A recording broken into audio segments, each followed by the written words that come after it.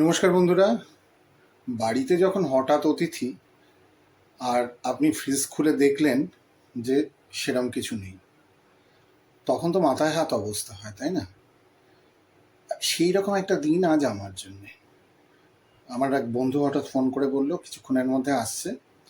আমি ফ্রিজ খুলে দেখলাম যে শুধু চিকেন ছাড়া সামান্যই চিকেন ছিল। তো কি করা যায় সেটা ভাবতে ভাবতে মনে হলো এই রেসিপিটা বানিয়ে ফেলি। তখনই মনে হলো যে তাহলে একটা নতুন রেসিপি বানাবো আর আপনাদের সঙ্গে শেয়ার করব না, সেটা তো হয় না। তো চলুন দেখে নিই এই নতুন রেসিপিটাকে কিভাবে আমরা এক্সিকিউট করব। তো চিকেন ছিল অল্পই, তো সেটাকে আমি একটু বেটে নিলাম পেঁয়াজ কুচি, নিলাম টমেটো কুচি, নিলাম আদা রসুন পেস্ট, রসুনটা অবশ্য আমি একটু থেঁতো করে নিয়েছি হামানদিস্তাতে, আর নিলাম একটু ধনেপাতা কুচি, একটা ডিম, আর নিলাম হচ্ছে খানিকটা কাঁচা লঙ্কা কুচি। এতক্ষণে আপনারা উপকরণ দেখে তো বুঝতে পারছেন যে মোটামুটি কি হতে চলেছে। তাও বলি, এটা কিন্তু পকোড়া আমি ভাজবো না, ভাজবো হচ্ছে মুরগির বড়া। আমরা ছোটবেলায় খেতাম মাংসের বড়া। এইরকমই যখন অল্প মাংস থাকতো কিন্তু সবাইকে খাওয়াতে হবে, সেই সময় আমার ঠাকুমা বানাতেন মাংসের বড়া। তবে সেটা চিকেন হতো না, সেটা মাটন হতো।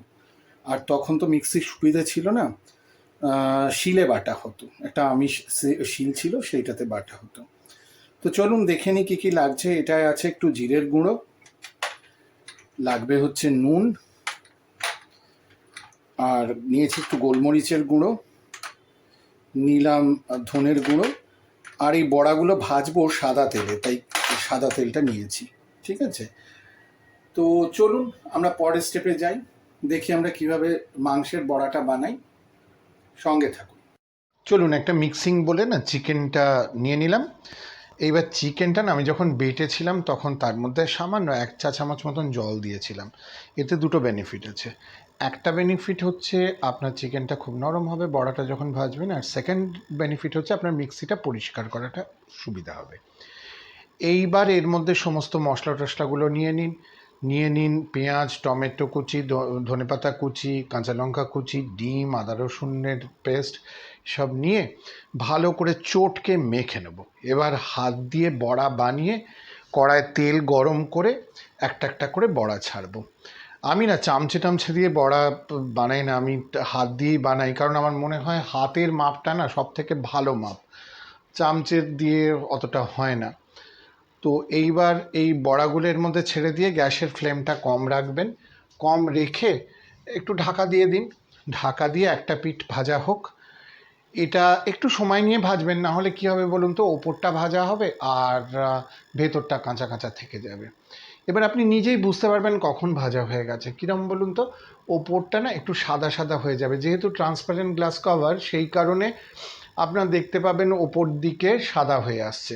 যখন সাদা হয়ে আসবে তখন ঢাকাটা খুলে আমি বড়াগুলো একটু উল্টে দেবো। এবার উল্টে দিলে অপর পিঠটা ভাজা শুরু হয়ে যাবে। এইবার দেখুন হয়ে গেছে, এই দিকটা সাদা সাদা কীরকম হয়ে এসছে। এইবার ঢাকাটা খুলে উল্টে দিলাম, উল্টে দিয়ে আরেকবার ঢাকা দিয়ে দেবো। এটা মিনিট 5 লাগবে। তো এর সঙ্গে নেই, বর্ষার দিন এখন, এর সঙ্গে আপনি একটু কফি দিয়ে গেস্টকে দিন না, খুব ভালো লাগবে। আবার আমার যে বন্ধু আসছে সে আমার রান্নার ভীষণ অনুরাগী। তো চলুন হয়ে গেছে, এবার সাজিয়ে গুছিয়ে আপনাদের দেখিয়ে দিই কেমন লাগছে। ভালো থাকবেন, সুস্থ থাকবেন, আনন্দে থাকবেন। আমার রেসিপিগুলো ভালো লাগলে চ্যানেলটা সাবস্ক্রাইব করতে ভুলবেন না। খুব ভালো থাকুন, আনন্দে থাকুন, আমাকে ফলো করুন। ধন্যবাদ।